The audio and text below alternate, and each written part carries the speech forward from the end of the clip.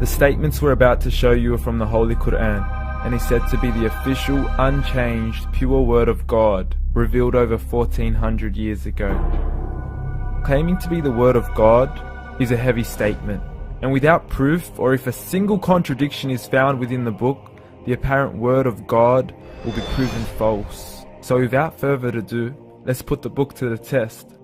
In the 23rd chapter, titled The Believers, from the 12th to the 14th verses, God is said to give a detailed description of how the human being is formed. It begins by saying, "We then placed him as a sperm drop in a place of settlement, firmly fixed. Then we made the drop into a alaqa." We will translate this word very soon. "And then we changed the alaqa into a lump. Then we made out of that lump into bones. And then we clothed the bones with flesh. Then we caused him to grow and come into being and attain the definitive human form." In the 21st century, we can now safely say that this verse is clearly describing the process of human development in correct chronological order. However, what we should be paying attention to in particular is the second stage, referring to the development of the embryo. The specific word used to describe the embryo in this verse is the word alaqa.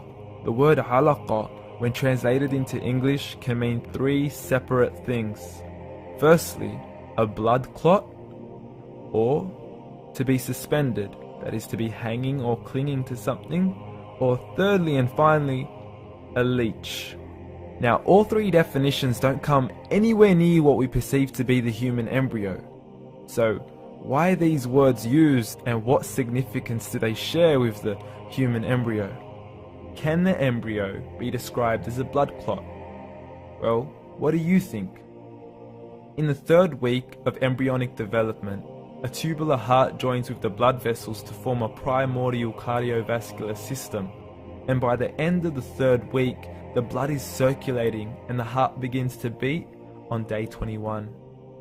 The first thing that comes to mind in regards to being suspended or hanging is the umbilical cord. But we can't use that example because we are simply referring to step 2, before the baby has even formed. But we now know today that the umbilical cord is formed from the connecting stalk. And the connecting stalk is formed as soon as the embryo is formed.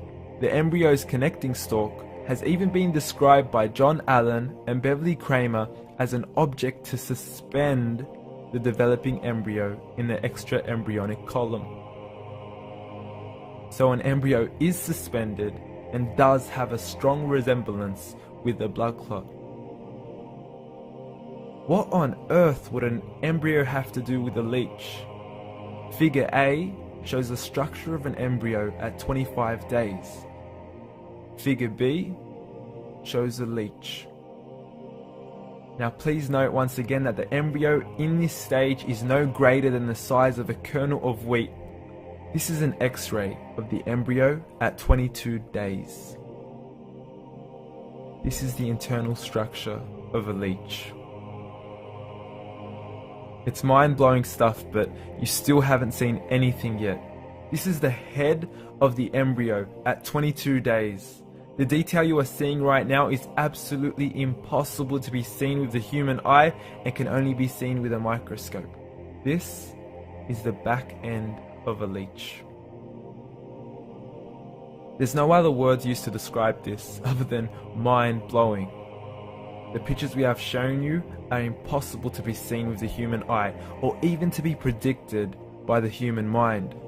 Once again, the verses we have shown you were revealed over 1400 years ago to a man who couldn't read nor write. Are these the words of God? Descriptions of the human embryo in the Quran cannot be based on scientific knowledge in the 7th century.